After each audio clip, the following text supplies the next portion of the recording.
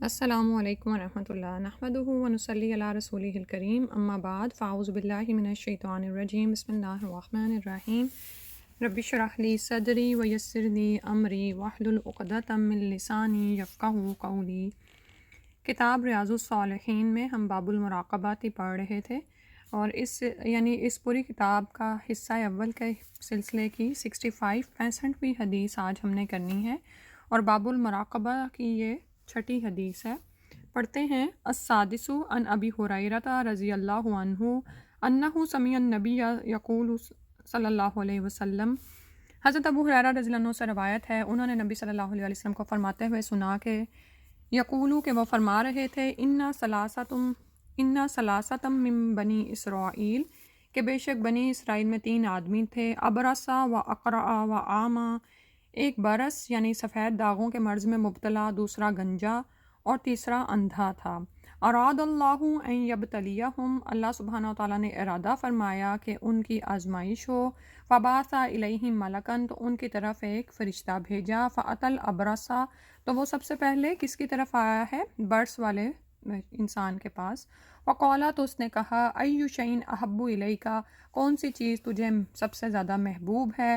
قالا، تو اس ابرس والے شخص نے جواب دیا، لون حسن، اچھا رنگ، و جلد حسن، اور اچھی جلد، و یذهب عن الذی قد کذرنی الناس فمسحہ، اس نے مانگا اچھا رنگ، خوبصورت جسم، ساتھ اس نے یہ کہا کہ یہ مجھ سے برس کی بیماری دور ہو جائے جس کی وجہ سے لوگ مجھ سے گھن کھاتے ہیں۔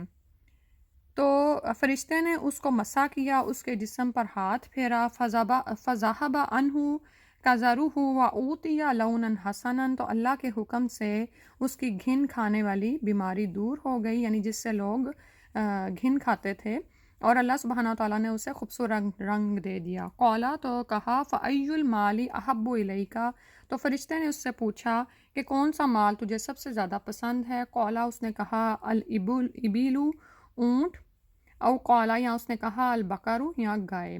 شکا الراوی، راوی کو اس کے بارے میں شک ہے۔ فاوتیا، تو اس نے اس کو دیا، ناقتن عشراء، 8-10 مہینے کی گھابن اونٹنی اس کو دے دی۔ فقالا، اور کہا، بارک اللہ لک فیہا، کہ اللہ تمہیں اس میں برکت عطا فرمائے۔ فأتی الاقرع، پھر اس کے بعد وہ فرشتہ گنجے کے پاس آیا۔ فقالا، تو اس نے کہا، ای شیء احب الیک، کون سی چیز تجھے سب سے زیادہ محبوب ہے؟ قالا، اس نے کہا، شعر حسن، کے اچھے بال، ویذهب عنی ھذا الذی کذرنی الناس، اور یہ گنجا پن مجھ سے ختم ہو جائے کہ جس کی وجہ سے لوگ مجھ سے نفرت کرتے ہیں۔ فمسحہ، تو فرشتے نے اس کو بھی مسح کیا، یعنی اس کے ہاتھ پر یعنی اس کے جسم پر ہاتھ پھیرا۔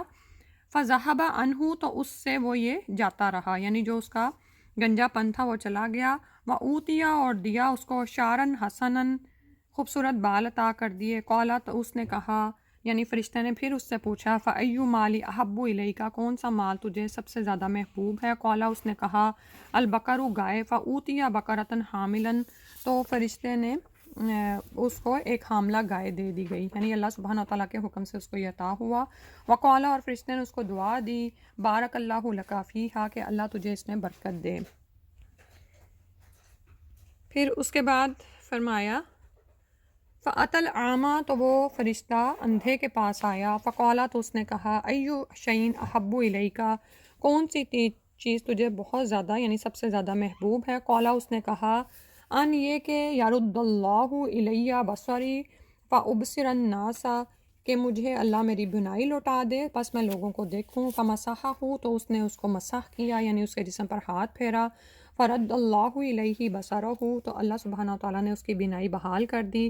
قالا، پھر فرشتے نے پوچھا، فأی مال احب الیک، کون سا مال تجھے سب سے زیادہ پسند ہے؟ قالا، اس نے کہا، الغنم، بکریاں، واوتیا شاۃ والدا، تو اس کو ایک بچہ دننے والی بکری دے دی گئی۔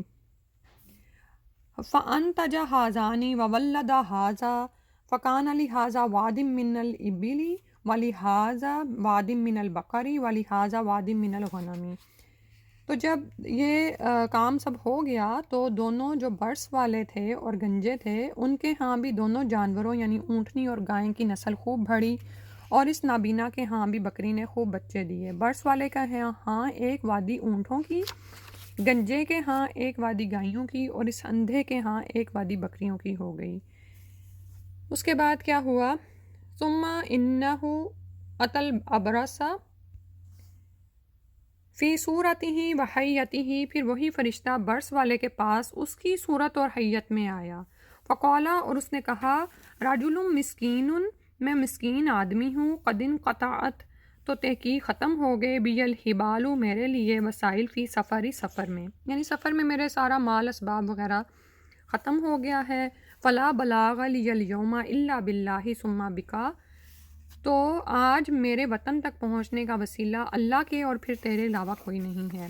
یعنی اب میں تجھ سے یہ سوال کرتا ہوں، اسألک کا بالذی آتاک اللون الحسن وجلد الحسن والمال، تو میں آج تجھ سے اس ذات کے نام سے سوال کرتا ہوں جس نے تجھے اچھا رنگ، خوبصورت مال اور جسم عطا کیا۔ بعیرن اتبلغ بہ فی سفری، میں تجھ سے ایک اونٹ کا سوال کرتا ہوں، بعیرن ایک اونٹ کا کہ جس کے ذریعے سے اتبلغ بہ فی سفری، کہ میں اپنی منزل مقصود تک پہنچ جاؤں۔ فقالا، تو وہ شخص کہنے لگا، الحقوق کثیرۃ، کہ میرے ذمہ تو پہلے ہی بہت سے حقوق ہیں۔ فقالا، تو فرشتے نے کہا، کانی، کہ گویا بے شک میں، عارفک، میں پہچانتا ہوں تجھ کو، الم تکن ابرسا یکذرک الناس، کیا تو وہی برس والا مریض نہیں ہے جس سے لوگ گھن کھاتے تھے؟ فقیرن فآتاک اللہ، ایک فقیر جس کو اللہ سبحانہ تعالیٰ نے یعنی تجھے عطا کیا۔ فقالا، تو وہ کہنے لگا، انما ورثت ھذا المال کابرن عن کابرن، کہ مجھے تو یہ باپ دادا سے ورثہ در ورثہ یعنی نسل در نسل ملا ہے۔ فقالا، تو فرشتے نے کہا، ان کنتا کاذبا، اگر تو جھوٹا ہے، فسیرک اللہ الی ما کنتا، تو تیرے سے یہ مال لوٹ جائے جیسا کہ تو نے، اور یعنی اگر تو جھوٹا تو اللہ تعالیٰ تجھے پہلے جیسا ہی کر دے، فسیرک اللہ، یعنی اسی حالت میں لوٹا دے جس میں تو پہلے تھا۔ اس کے بعد فرشتہ کس کی آزمائش کے لیے پہنچا ہے؟ وَأَتَى الْأَقْرَعَ فِي صُورَتِهِ وَحَيَّتِهِ فَقَالَ لَهُ مِثْلَ مَا قَالَ لِهَٰذَا، اب فرشتہ گنجے کے پاس اس کی پہلی شکل و صورت میں آیا اور اس سے بھی وہی کچھ کہا جو اس نے برس والے سے کہا تھا۔ وَرَدَّ عَلَيْهِ مِثْلَ مَا رَدَّ هَٰذَا، تو اس نے یعنی گنجے نے بھی وہی جواب دیا جو اس پہلے انسان نے جواب دیا تھا۔ فقالا، تو فرشتے نے اس کو بھی کہا یعنی ویسی ہی بددعا دی، ان کنتا کاذبا، اگر تو جھوٹا ہے، فسیرک اللہ الی ما کنتا، فسیرک اللہ الی ما کنتا، کہ اللہ سبحانہ تعالیٰ تجھے اسی حالت میں لوٹا دے جیسا کہ تو پہلے تھا۔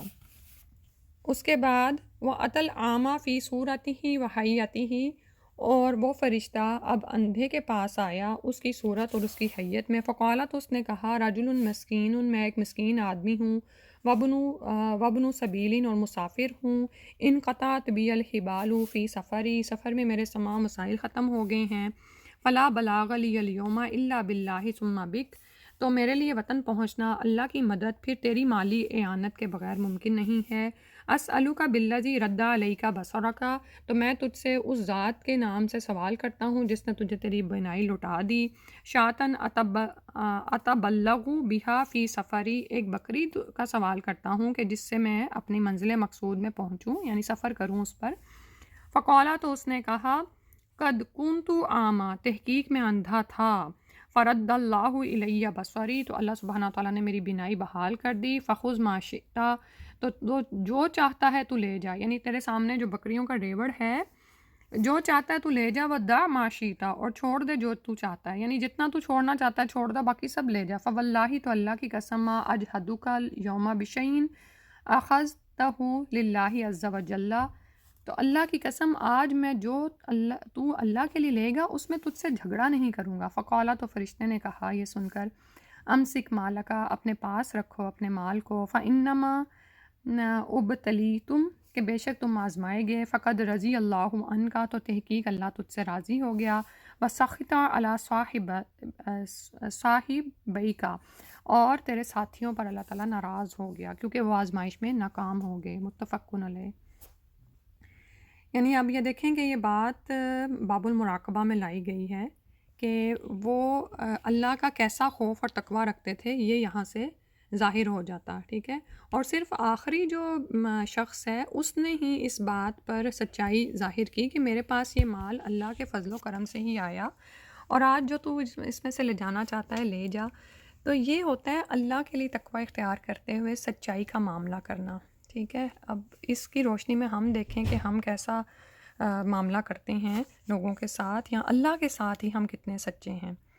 اور اس حدیث سے کچھ اور فائد اور مسائل بھی سامنے آتے ہیں کہ مال و دولت کی فراوانی ایک آزمائش ہے، اور اس آزمائش میں وہی کامیاب ہوتا ہے جو مال کے گھمنڈ میں مبتلا نہیں ہوتا، اللہ کو اور اپنی حقیقت کو نہیں بھولتا، بلکہ وہ اس دولت کو اللہ کی ضرورت مند مخلوق پر خرچ کر کے خوش ہوتا ہے اور اللہ کی نعمت کا عملی شکریہ ادا کرتا ہے، ٹھیک ہے۔ اور جبکہ اس کے برعکس رویہ اختیار کرنے والے ناکام قرار پاتے ہیں، کیونکہ اس رویے کی وجہ سے وہ جھوٹ، بخل اور تکبر کا ارتکاب کرتے ہیں جو کہ اللہ کی ناراضی کا باعث ہیں۔ تو اور یہاں پر یہ بار بار تفسیر کرتے بھی وہ آ رہا ہے کہ یہ سب کچھ اللہ کے حکم سے ہوا، یعنی فرشتے اس بات میں کوئی اختیار نہیں رکھتے بلکہ وہ اللہ ہی کے حکم سے کر رہے تھے، ٹھیک ہے۔ اور یہاں پر ایک بات اور پتہ چل رہی ہے کہ فرشتے ان لوگوں کو دعا دے رہے ہیں، تو فرشتوں کی دعائیں لینی چاہیے۔ تو مثلاً آپ یہ دیکھیں کہ کچھ اعمال کرنے سے فرشتوں کی دعائیں حاصل ہوتی ہیں، جیسے نبی صلی اللہ علیہ وسلم پر درود پڑھنا، نماز کا انتظار کرنا، کسی مسلمان کے لیے اس کی عدم موجودگی میں دعا کرنا، ٹھیک ہے۔